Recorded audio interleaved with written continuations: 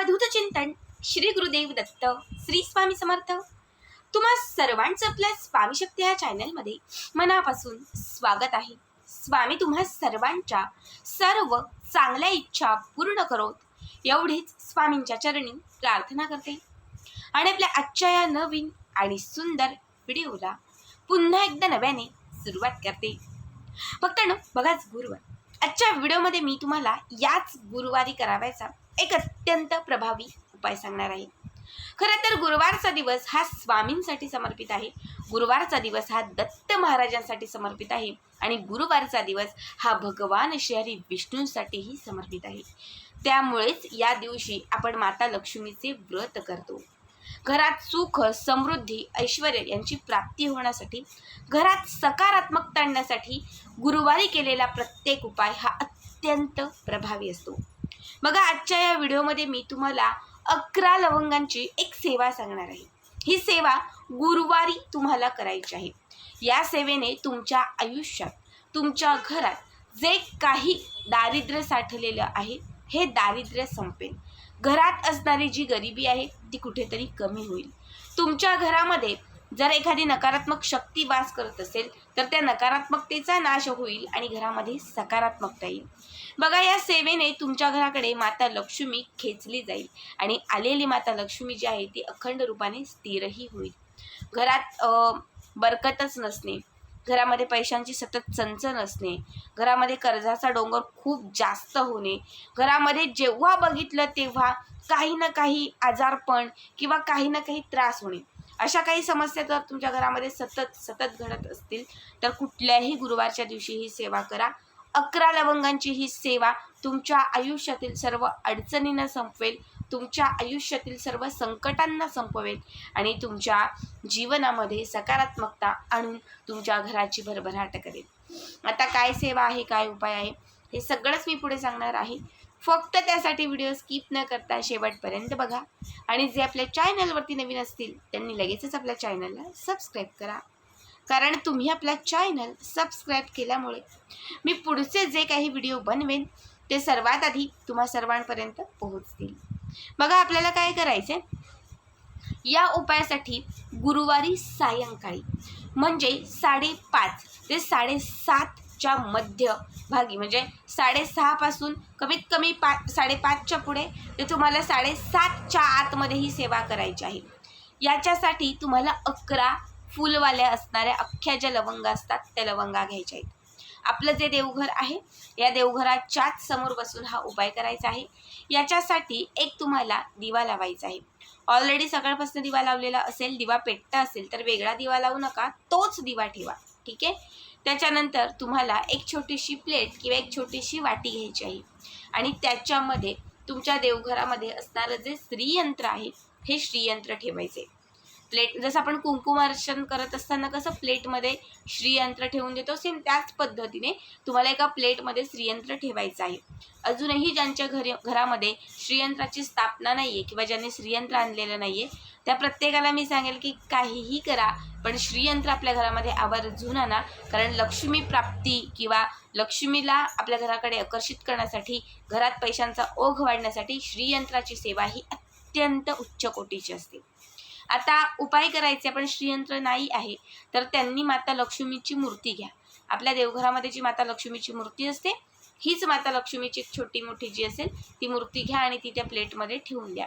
त्याच्यानंतर 11 लवंगा घ्यायच्या आणि 11च्या 11 लवंगांना अत्तर लावायचं। आपल्या देवघरामध्ये जे कुठलं अत्तर असेल, हिना अत्तर असेल, गुलाब असेल, मोगरा असेल, चमेली असेल, जे कुठलं अत्तर असेल ते अत्तर थोडंसं तुम्हाला त्या 11ही लवंगांना स्प्रेड करायचं आहे, थोडंसं त्यांना चोळायचं आहे। त्याच्यानंतर तुम्हाला दुसऱ्या एका वाटीमध्ये हळद घ्यायची आहे, ठीक आहे। बघा, हळद एका वाटीत हळद घ्यायची। आता सगळ्यात पहिले एक लवंग उचलायचं, ते लवंग त्या हळदीत बुडवायचं, ठीक आहे। हळद लावलेलं हे लवंग आपल्या या 3 बोटांमध्ये असं पकडायचं। आपल्या मनात जी इच्छा असेल ती इच्छा व्यक्त करायची आणि संपूर्ण श्रीसूक्तम जे आहे ते एक वेळा फलश्रुतीसहित म्हणायचं। संपूर्ण फलश्रुतीसहित श्रीसूक्त म्हणून झालं की त्याच्यानंतर हे लवंग जे आहे ते त्या श्रीयंत्रावरती किंवा माता लक्ष्मीच्या मूर्तीवरती अर्पण करायचं. आता समजा तुम्हाला वेळ नसेल जास्त, त्याच्याकडे जास्त वेळ नाही, आम्हाला बाकीची पण कामं आहेत, पटकन सेवा झाली पाहिजे, तर तुम्ही फलश्रुती जी आहे ती फलश्रुती नाही म्हटली तरीही चालेल. फक्त श्री सूक्त म्हणा आणि हे लवंग त्या श्रीयंत्रावरती अर्पण करा.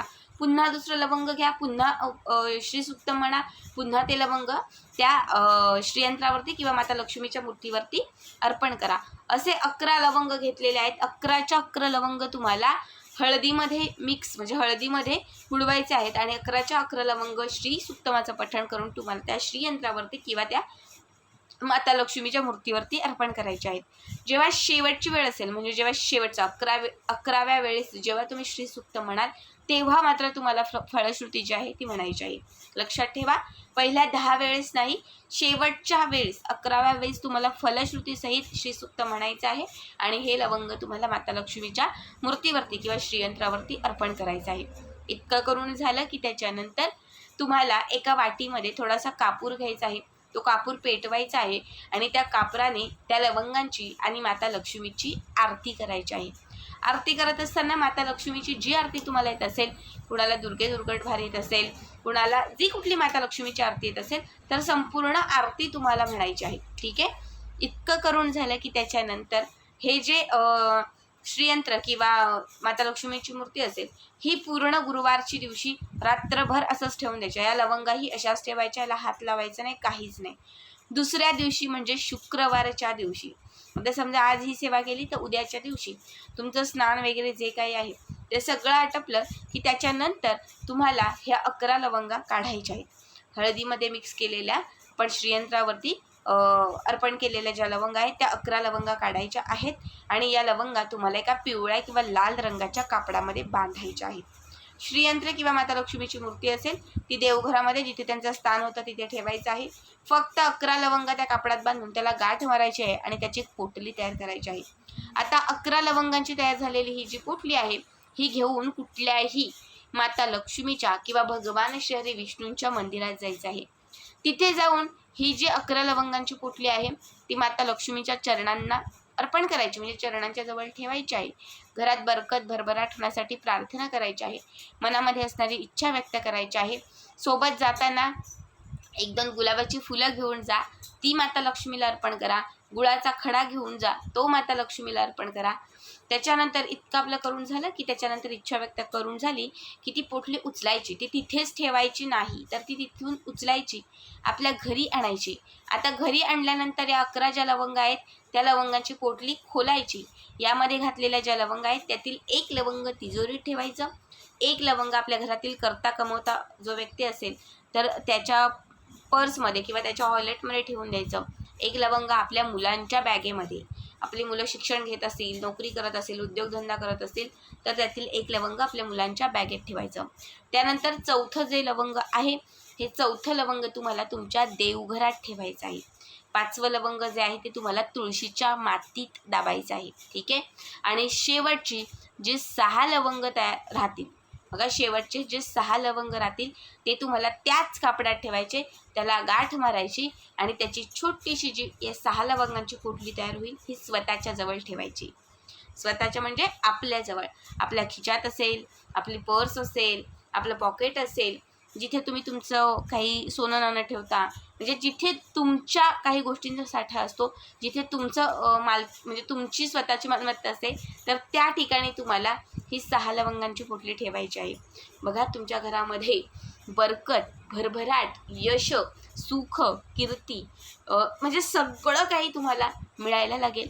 या उपायाने माता लक्ष्मी तुमच्या घराकडे प्रसन्न होईल, भगवान श्री विष्णूंची कृपा प्राप्त होईल, ज्यामुळे घरातील गरिबी आणि दारिद्र्य संपत जाईल आणि तुमच्या घरामध्ये पैशांची आवक जी आहे ती वाढत जाईल. अत्यंत साधा, अत्यंत सोपा उपाय आहे, आवर्जून करा. आजचा व्हिडिओ कसा वाटला नक्कीच कमेंट करा.